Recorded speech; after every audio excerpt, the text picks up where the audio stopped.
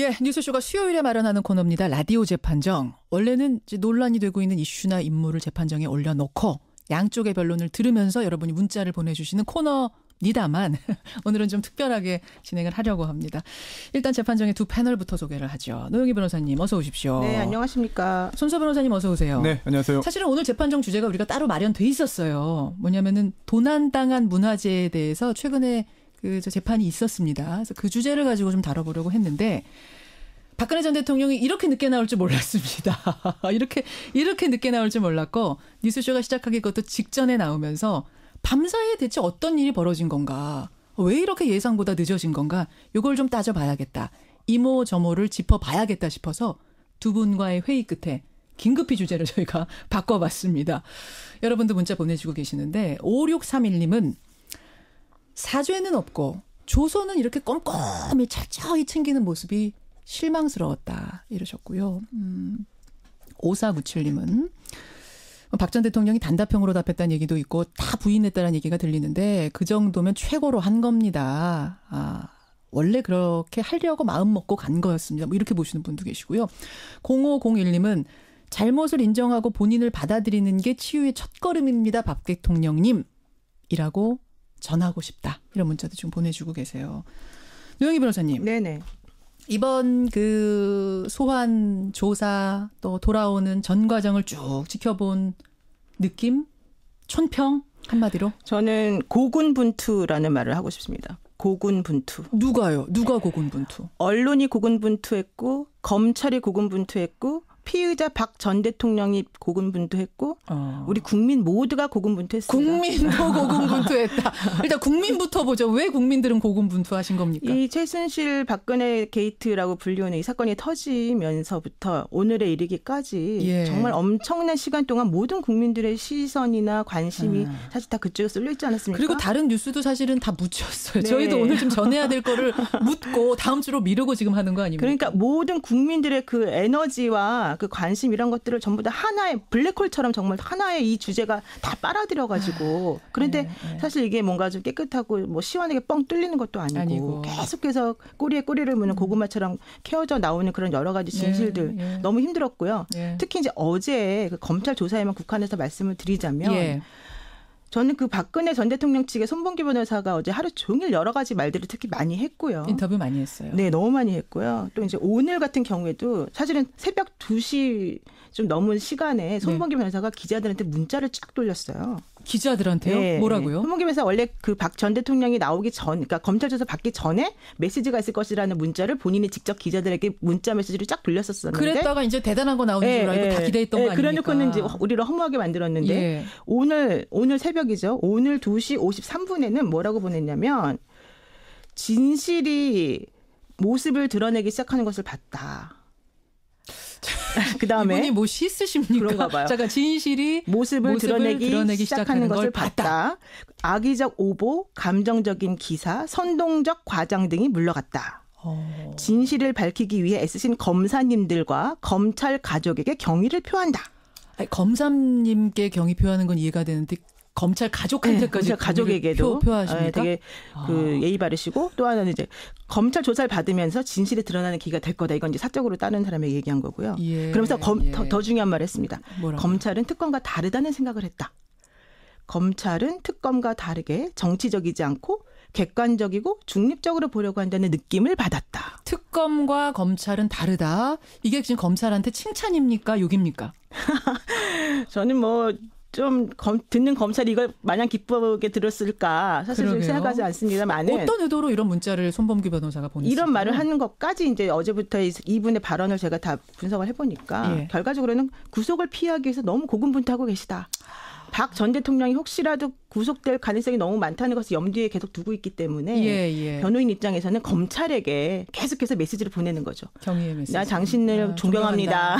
고맙습니다. 분명히 잘 하셨을 거다. 네, 우리 이렇게 당신에게 협조하고 있으니 구속만은 면하게 해주세요. 이런 메시지를 계속 보내고 있는 거죠. 그 메시지를 그렇게 해석하셨군요. 자, 손 변호사님. 네. 어떻게 조사 과정 이번 소환 그 집에서 나서면서부터 신문 받고 열람하고 집으로 돌아오는 전 과정 보면서 어떤 느낌 드셨어요? 조금 전에 이야기 나온 대로 손범규 변호사가 여러 가지 이야기를 했는데요. 이게 그 특검과 비교해서 검찰을 너무 좀 축혀주는 그런 이야기를 했잖아요. 예. 이게 오히려 역풍이 되지 않을까요? 지금 국민들께서는 특별검사의 수사가 이제 계속해서 연장되지 않고 끝났습니다. 그리고 검찰이 이어받았는데 혹시라도 봐주기 수사하는 거 아니냐. 걱정이 크죠. 네, 그런 상황에서 연장해달라고 했던 건데. 그런 상황에서 특검을 이제 결국은 비난하면서 일종의 검찰에 대해서 이렇게 좀 칭찬을 해주는 게 뭔가 더 이상하다. 그래서 검찰 입장에서는 오히려 더 대통령에 대해서 박근혜 전 대통령에 대해서 더 엄격하게 절차를 적용할 수밖에 없는 상황으로 갈 수 있지 않겠느냐. 그러니까 제가 아까 이게 욕입니까 칭찬입니까 했는데 검찰 입장에서 기분 나쁜 메시지일 수도 있어요. 정말로 적법한 그런 판단을 거쳐서 처리를 하겠습니다만 만약에 국민들의 그런 여론에 반하는 결정을 이제 검찰에서 한다면 이번에 손범규 변호사의 이야기와 맞물려서 애초부터 이렇게 하려고 했던 거 아니냐. 라는 비난을 또 살 수 있습니다. 오해를 살 수 있겠죠. 그렇죠. 이런 걸 피하기 위해서라도 더 엄정하게 할 것 같아요. 제 생각에는. 그리고 또 하나가 영상 녹화 부분을 조금 말씀을 드리고 싶은데요. 앞으로 모든 피의자들에게 검찰이 영상 녹화하겠습니다. 해도 될까요? 라고 동의를 구해야 되는 상황이 되지 않겠느냐. 그러니까 그 부분인데요. 지금 영상 녹화를 해도 됩니까라고 물어봐서 이쪽에서 안 해도 됩니다. 안 해주십시오라고 해서 받아들였다는 거잖아요. 그래서 안 했다는 거잖아요. 네. 보통의 피의자들한테는 근데 이렇게 의견을 다 구하고 원하는 대로 안 해준다는 거죠. 사실 영상 녹화 하겠습니다라고 하고 그다음에 영상 녹화를 하는 경우는 봤어도 해도 될까요? 하겠습니다. 이렇게 동의를 구하는 거는 사실 저는 보지 못했거든요. 아주 일반인 그렇다면은 박근혜 전 대통령이 아닌 다른 경우에도 이제 이렇게 동의를 구하지 않으면 왜 차별합니까? 차별합니까? 왜 박근혜 전 대통령은 그렇게 동의 여부를 구해서 동의에 따라 진행을 하고 그분은 엄연히 법적으로 자연인인데 나도 자연인인데 왜 저한테는 다르게 이렇게 처분합니까? 라고 했을 때 과연 검찰이 뭐라고 말하겠는지 궁금합니다. 그쪽도 대한민국 국민이고 나도 대한민국 국민인데 똑같은 세금 내는 왜 나는 안 됩니까? 라고 하면 할 말이 없어지네요. 진짜. 노영희 변호사님. 네. 지금 청취자 질문도 많이 들어오는데 정민호 님이 이 영상 녹화 녹음 안 한 게 두고두고 발목을 잡는 건 아닙니까? 이것도 물어보셨어요. 근데 영상 녹화 자체가 그렇게 싹 의미가 많이 있고 그러지는 않고요. 영상 녹화를 한다는 것은 사실 이제 조서를 작성하려면 우리가 상대방, 그러니까 피의자가 검찰의 질문에 대해서 뭐라고 대답을 할 때 그거를 속기사처럼 받아서 타이핑을 치는 게 아니고 피의자의 얘기를 다 듣고 난 다음에 그거를 정리해서 요약해서 적어내는 거거든요. 그래서 조서에 남아요. 그렇게 되면 결과적으로 조서에 적히는 그 말이 피의자가 한 그대로가 아니기 때문에 뭔가 조금 다르게 좀 취지나 뉘앙스 같은 것들이 다르게 적힐 가능성이 있잖아요. 그래서 이렇게 지금 조서 열람이 오래 걸린 거군요. 그대로 녹취하는 게 아니에요. 그렇죠. 그러기 때문에 지금과 같은 상황에서는 그런 식으로 말을 조금이라도 다르게 썼을 경우에 이 박근혜 전 대통령이 지금 7시간 동안 조서를 받다는 것은 본인이 생각하지 않았던 방식으로 쓰여져 있었기 때문에 이 부분을 고쳐달라고 말하는 게 너무 많았을 가능성이 높거든요. 저는 사실은 그대로 녹취하는 건 줄 알았는데 그게 아니군요. 그러다 보니까 이견이 생기는 거군요. 그러니까 그런 식으로 근데 영상 녹화를 하게 되면 그런 시시비비가 없어지죠. 사실은 딱 돌려보면 되니까. 그런데 이번에 검찰에서 굳이 그렇게 영상 녹화에 큰 의미를 두는 것 같지 않고 제가 봐도 그거 별로 그렇게 중요한 것 같지는 않습니다. 그래요. 하지만 실제로 중요하지 않을 수도 있습니다. 그런데 이제 법에 보면은 영상 녹화를 할 수 있다고 되어 있고요. 또한 특검과 박근혜 당시 대통령이 여러 차례 그런 갈등을 빚었고 대면 조사가 이루어지지 못했던 이유가 바로 영상 녹화 여부였지 않습니까? 그렇죠. 그렇다면은 지금 검찰이 열심히 이제 수사를 하고 의혹을 가지고 있다 하더라도 절차적인 부분에서 뭔가 삐걱대는 부분을 보인다거나 아니면 뭔가 박근혜 전 대통령에게 특혜를 준다는 의혹을 사면 안 되거든요. 이런 측면에서 정해진 대로 쭉 가야 되는데 뭔가 국민들이 보시기에 바로 그 부분이 뭔가 이상해 보이는 이런 약간 이상하다라는 느낌도 줘서는 안 되는데 그런 부분은 약간 신중하지 못한 거 아닌가 생각됩니다. 근데 그 부분에 있어서는 어제 검찰에서 그 노승건 1차장 검사가 브리핑을 기자들에게 하면서 설명을 했어요. 뭐라고 하는가요? 기사도 많이 나왔지만은 우리는 박근혜 전 대통령으로부터 말을 많이 끌어내는 것을 원했다. 그러니까 영상 녹화를 하게 되면 본인이 말하는 것부터 움츠러들까 봐. 움츠러드는 게 아니라 일거수일투족이 다 그대로 찍히기 때문에 그 피의자가 말을 아낄 거라는 거예요. 그러니까 움츠러드는 게 아니라 일부러 자기가 말을 안 한다는 거예요. 그러면 검찰 입장에서는 그런 것을 원하지 않는다는 거죠. 차라리 녹화를 그러니까 포기하고 말을 더 많이 하게 해서 혹시라도 뭐 여러 가지 것을 건질 수 있는 게 있는가 이런 장단점이 그러니까 있는 그렇죠. 상황이었던 건 맞네요. 네. 그렇기 때문에 이제 어제 검찰에서 밝힌 이야기대로 정말 영상 녹화를 하지 않는 오해를 살 수 있는 여지를 남겨두고 박근혜 전 대통령으로부터 실질적인 여러 가지 진술을 이끌어내려고 시도를 했다면 그 결과가 무엇이냐. 정말 효과적인 그런 진술을 이끌어냈느냐. 추후에 기소 여부를 결정하고 또 기소를 했을 때 유죄 판결을 얻어낼 수 있을 정도의 효과적인 진술을 얻어냈느냐까지도 청취자분들께서 확인하실 필요가 있습니다. 연결해서 볼 필요가 있고 이제 과거에 그 노무현 전 대통령과 노태우 전 대통령에 대한 검찰 조사가 있었을 때랑 비교를 해보면 노태우 전 대통령이 조사를 받을 당시에는 영상 녹화 시스템이 이제 없었어요. 그렇죠. 그런데 검찰에서 영상 녹화를 했어요. 그리고 없었는데 일부러 없었는데 그냥 일부러 한 거고요. 노무현 전 대통령 같은 경우에는 영상 녹화에 동의를 노무현 전 대통령이 했어요. 그래서 그 영상이 지금 남아 있거든요. 그렇죠. 근데 그런 예에 비춰보면 박근혜 전 대통령은 동의를 안 하니까 안 했다는 거고 노 전 대통령은 동의를 하니까 했다는 거예요. 예를 들면. 그러니까 그런 식으로 보시면 될 것 같아요. 특히나 당시에 노무현 전 대통령에 대한 그런 그 피의자 신문 당시에 영상 녹화뿐만 아니라 영상 녹화하기 위해서는 그 현장이 바로 카메라로 보이잖아요. 이걸 보면서 검찰 수뇌부가 직접 현장에서 뭐 검사가 그 현장에 있었던 조사에 임했던 검사뿐만 아니라 여러 명의 검사가 그 현장을 봤던 겁니다. 그러면서 실시간으로 이렇게 진술했으니 이렇게 대응하라라든지 이렇다면 이거는 사실 무기가 평등하지 않은 것이고요. 이게 그 적절하지 않은 것이거든요. 그런 상황이었는데 그렇게까지 무리하게 그 수사를 이제 그 조사를 진행했던 검찰이 이번에는 먼저 동의 여부를 묻고 동의하지 않는다니까 안 했다. 글쎄요. 이거는 뭐 현실 내용적으로 볼 때 문제가 없다 하더라도 절차적인 부분에서 국민들의 어떤 의심을 사기에는 충분한 사안인 것 같습니다. 청취자 9756님이 그러니까 녹음 녹화를 안 하다 보니까 혹시 진술 번복하느라 나중에 7시간이라고 이렇게 시간이 많이 걸린 건 아니냐 이런 생각이 좀 든다고 하시고요. 알겠습니다. 영상 녹화에 대한 부분은 그렇고 그 다음으로 좀 넘어가 보죠. 신문이 끝난 게 11시 40분입니다. 13가지 혐의에 대해서 아침 9시 반에 들어가서 뭐 차 마시고 어쩌고 저쩌고 10시부터 시작했다 치면 10시부터 11시 40분. 이건 충분한 시간이었다고 보세요, 노 변호사님? 13가지 혐의를 사실은 다 제대로 반박하고 부인하고 또 부인하는 피의자에게 직접적인 증거를 들이대면서 모순점을 지적해내고 그래서 결과적으로는 자백을 이끌어내는 방향. 이렇게 하기에는 부족한 시간이지만 예를 들면은 어차피 부인할 것이 예상되어 있었었고 나머지 것들에 대해서는 증거가 차고 넘친다라고 한영재 부장이 원래 얘기를 하고 있었기 때문에 그런 관점에서 보자면 어차피 뭐 박근혜 전 대통령의 태도나 뭐 말할 내용이 무엇인지는 어느 정도 예상이 되었었기 때문에 그냥 아마도 나이스하게 간 것 같아요. 13시간이라고 하는 그 시간 동안 조사는 애초에 14시간 그러니까 동안. 큰 기대는 안 했었기 때문에 뭔가 저 부인하는 걸 뒤집어가지고 우리가 예스를 받아내야겠다라는 생각을 애초에 안 했을 수 있다. 형식적으로라도 일단 조사를 맞춰놔야지 기소를 할 수 있는 것이기 때문에. 형식적인 과정이었습니다. 이제 피의자 신문을 하게 되면요. 검사가 피의자 신문 사항을 만들어서 질문을 합니다. 그럼 여기에 그 질문에 대해서 피의자인 박근혜 전 대통령이 진술을 하게 되는데요. 즉 뭐 질문과 답변이 있는 것이죠. 그런데 이 질문을 구성하는 게 크게 보면은 두 가지 형태가 있을 수도 있어요. 첫 번째로는 이게 어떻게 된 겁니까? 당시 어떤 일이 있었습니까? 설명해 주세요. 네, 뭐 자세하게 이제 말을 할 수 있는 그런 질문 조항이 문항이 있을 수가 있고요. 7시간 동안 뭐 하셨어요? 뭐 이렇게 그냥 좀 넓게. 그렇지 않고 실제로 그동안 1기 특수본과 특별검사팀 또 2기 특수본이 여러 가지 수사를 했고 또 기타 관련자들을 또 조사했는데요. 이런 것을 다 모아서 사실관계를 나름 구성을 합니다.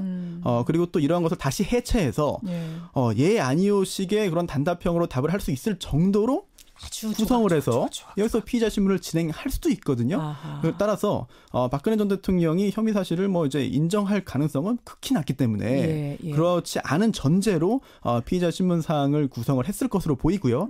특히나 뭐 아닙니다, 모릅니다, 기억나지 않습니다, 그런 취지가 아닙니다라고 이제 그 진술한다 하더라도 바로 이제 알겠습니다 하고 바로 다음 문항으로 넘어갈 수 있을 정도로 구성했을 것 같고요. 아주 조각조각해서 500문항을 만들었다 이 말씀이시군요. 그렇지 않고 이거 일반적인 그런 경우처럼 한다면은 이게 13 가지가 아니라 한두 가지만 해도 시간은 금방 지나갑니다. 그러네요. 네. 그러네요. 예. 보통 이제 신문하는 방식이 그물을 먼저 싹 던져놓고 예. 그물에 피의자가 걸리냐 안 걸리냐 이걸 보는 방식이 일반적이에요. 그물을 던져놓는 네, 그러니까 예를 들면은 검찰이 되게 아주 일반적인 걸 물어보는 거예요. 뭐 지시체계는 어떻게 됐냐, 안정권 수석에게는 어떤 식으로 얘기를 하느냐, 네, 네. 일반적으로 뭐 그 재단 같은 거 설립하려면 절차 어떻게 되냐, 이런 거 다 일반적인 거 물어봐요. 아까 말씀하신 첫 번째 경우에 그렇죠. 해당하는 거예요. 그런 다음에 박근혜 전 대통령이 이제 구체적인 사안과 관련해서 그런데 왜 이 사건에서는 그렇게 안 했습니까?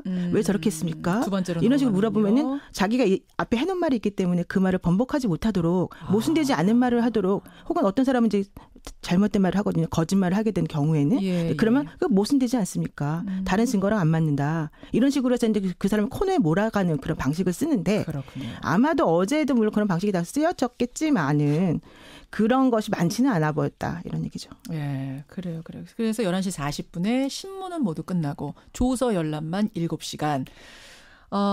이번 조사로 마무리가 될까요? 아니면 또 소환이 있을 수 있습니까? 이게 마지막이겠죠, 사실은. 더 이상은 소환하지 않을 것 같습니다. 제 개인적인 생각으로. 왜 그렇게 생각하세요? 한 번 부르는데도 이렇게 힘들고 이렇게 온 국민도 힘들고 다 힘든데 온 국민이 고군분투하는데 그리고 검찰도 너무 힘들었어요. 이 검찰이요. 검찰청 청사를 통해서 사람들이 많이 그 차들이 통과를 많이 하는데 법원이 바로 그 건너편에 있으니까 이 검찰청에 등록 안 된 차량은 통과를 못하도록 일주일 전부터 막았어요. 야. 어제는 아무도 못 들어오게 해서 정말 자기네들 빼놓고는. 그러니까 그런 식으로 검찰에서 많이 힘들었고요. 그런데 이런 과정을 또 한 번 거친다는 것은 사실은 너무 힘든 일이고 특히 시간이 별로 없고요. 시간이 별로 없고. 손 변호사님도 이번이 끝이라고 생각하세요? 원칙대로 보자면은 검사는 필요한 수사를 할 수 있고 조사를 할 수 있습니다. 규정상 그렇게 되어 있죠. 형사소송법에. 그리고 또 피의자도 이제 신문할 수 있습니다. 근데 이거는 원칙적인 거고 현실적인 부분을 봐야 되는데요. 박근혜 전 대통령이 구속되지 않은 상태에서 또다시 불러서 피의자 신문을 추가로 하기는 어려울 것입니다. 왜냐하면 이미 오늘 굉장히 긴 시간 동안 나름 그 검찰이 하고자 했던 조사는 형식적으로 진행을 했습니다. 이러한 상황에서 추가적으로 이제 부르기는 쉽지 않을 것이고요. 만약에 박근혜 전 대통령이 구속된다면 구속된 상태라고 한다면 부담 없이 여러 차례 거의 매일 불러서 조사를 하겠죠. 자, 청취자 문자 좀 보겠습니다. 청취자 8700님. 근데 피의자인 그리고 자연인이고 파면당한 박근혜 전 대통령이 검찰의 소환 조사 마치고 귀가하는 모습을 보니까 마치 현직 대통령 같았다고 이분은 느끼셨대요. 왜냐하면 경호며 차량 지원이며 교통 통제가 샥 되는 모습 그리고 내려서 지지자들을 향해서 환하게 웃는 모습이 정말 국민이 파면한 대통령이 맞는가? 이런 생각이 드셨답니다. 최기룡님, 안우경님 외에 여러분도 파면된 전 대통령이 귀가하는 것 때문에 7시 때 올림픽대로 전면 통제하는 게 황당하다. 그러니까 이분은 출근길에 불편을 좀 겪으신 모양이에요. 불쾌했다 이런 반응들이 꽤 많이 들어옵니다. 올림픽대로에 7시면 사실은 좀 그렇죠. 그렇죠. 괜찮으셨어요 오실 때? 전 반대 방향으로 옵니다. 다행입니다. 다행입니다. 자 그런가 하면 공상직님은 그래서 지금 태도를 보면 아직도 박 전 대통령은 본인의 행위가 파면당할 정도의 사실이라는 걸 인지 못하고 있는 건 아니냐 생각이 드셨대요. 다 부인하고 뭐 웃으면서 나오고 뭐 이런 모습 보면서. 9423님도 그렇고 김옥자님도 송구하다는 말이나 좀 안 했으면 모르는데 송구하다고 하고 나서 다 부인하는 모습이 좀 답답했다 이런 문자도 보내주고 계십니다. 자, 재판 좀 시간이 훌쩍 갔는데 구속 영장 청구 또 영장 청구하면 이게 받아들여질지 여기에 대한 두 분의 의견 듣죠. 손 변호사님. 네. 일단 검사가 구속영장을 청구하면 법원에서는 발부할 것으로 보입니다. 일단 영장 청구가 되면 발부는 확실하다. 네, 일단 뭐 확실까지는 아니더라도 영장을 발부할 그런 그 구속의 사유는 충분히 있어 보입니다. 그러니까 이게 전 대통령이라고 생각하지 마시고요. 네네. 그냥 이게 일반 사건이라고 보세요. 일반인이라고 봤을 때. 그럼 무조건이죠. 무조건이죠.